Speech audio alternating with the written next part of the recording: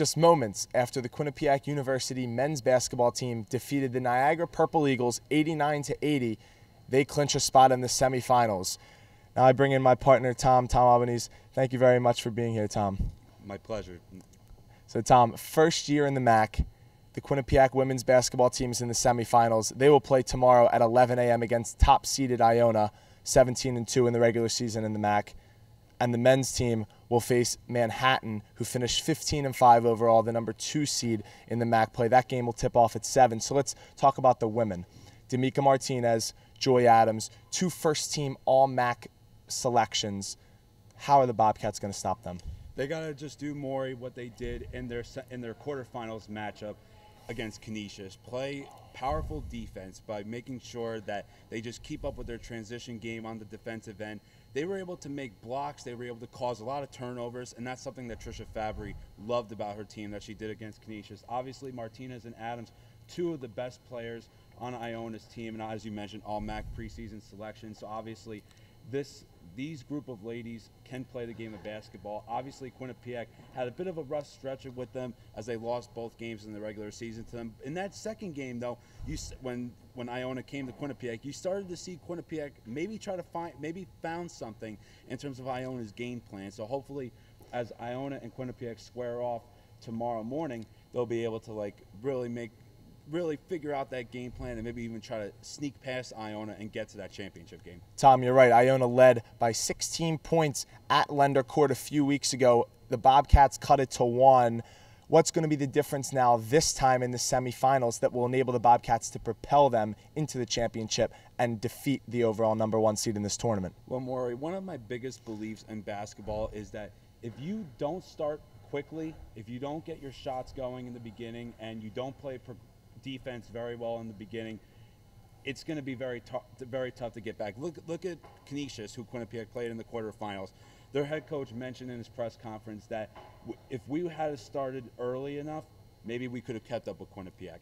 Quinnipiac has to make sure that they keep that same mindset of always trying to fight early on, get those turnovers, and see if they can make those shots in order to take that early lead and that early step against Iona, because Iona is the type of team that, with those offensive players like you mentioned, they've got a lot of offensive talent. Trisha Fabry knows that, and she wants her players to make sure that they're very much on the defensive mindset and try to stop those weapons, because if they do that, they'll have a chance to beat a big team like Iona, who's really surprised a lot of people in the MAAC this year with all the talk of how Marist has won this conference championship so many years in a row now. Iona could slip right in front of them being the number 1 seed, and who knows the matchup that's going to be in this championship game.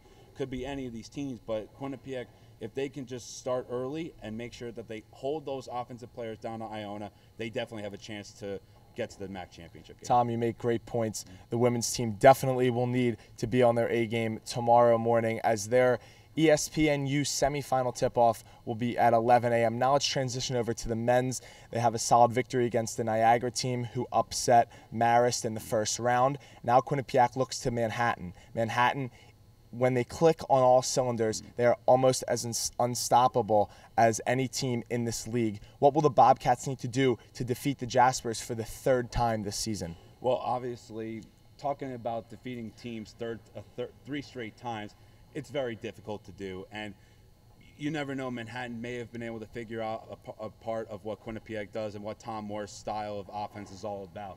And this Manhattan team with Ramel Brown and the rest of those players just being able to work cohesively as an offensive unit. Today in their quarterfinals matchup, they were able to make the shots early, and yes, there was a time when the game was close, but Manhattan was able to really work on the defensive end, and that's something that today Usman Drame mentioned in his press conference, that it doesn't matter if you've played a team twice before. You got to put those memories in the past and look forward to this matchup, because it's 50-50 chance, as he mentioned in his press conference, that either team can win. It's how you start early, and just as I talked about the women's side as well. So if Quinnipiac can make sure that they were able to really start quickly on the offensive end, and Ike Azatam, Usman Drame, Zaid Hurst, Evan Conti, I could go on with this list more, even you know this, and Kasim Chandler and Shaq Shannon, who had a career-high 20 points today in their win, against Niagara. All these players have had all of this experience being juniors and seniors on this team, and that leadership is going to really help them with a team like Manhattan that also has that same type of experience. So obviously, whichever team can prove their leadership skills more and works hard throughout the entire 40 minutes of the game is obviously going to be successful. Now, Tom, you mentioned Ousmane Dramé. The last time Quinnipiac defeated Manhattan this season, Ousmane Dramé was out with an injury, and Quinnipiac defeated Manhattan in overtime at Manhattan. Is he the most important player tomorrow, as the Manhattan Jaspers have not seen Ousmane in a couple weeks? It's debatable, actually. Ousmane Dramé, yes, he didn't play in that game against Manhattan, but obviously Manhattan can watch film or see, and they've seen like probably tapes of him even before Quinnipiac came into the MAAC originally. In terms of who's the most important player, it's a little bit of a toss-up. I mean, obviously, Shaq Shannon today had a career-high game against Niagara, so he played, and we talked about it off camera one time too. He is the person that needed to step up coming into the MAAC tournament for this Bobcat team. He definitely did that against Niagara in the quarterfinals. In terms of the most important player, honestly, Morey, it's the cohesiveness of each of these players. I think personally that makes up the important statistics that come out of them in the end, because this team is built on leadership. They are built on getting the boards. They are built on passing around into the paint to either Ike Azatam or Ousmane Dramé. If that doesn't work, find Kasim Chandler, Shaq Shannon, or Zaid Hurst, or even Evan Conti too, for that matter, who had a good shooting day today. Find one of them out by the three-point line and see if they can make those shots as well. So all of these players together, if they work together, they're the most important pieces that it's gonna take to defeat Manhattan the third time. Because as I talked about earlier, guys, this is difficult to beat a team for a third time in a row. It's happened obviously here in the tournament, both on the men and the women's side, where a team was able to defeat a team third time in a row. But these two teams, they've really looked at each other and said that it may come down to them in the semifinals or even the finals, whatever it was.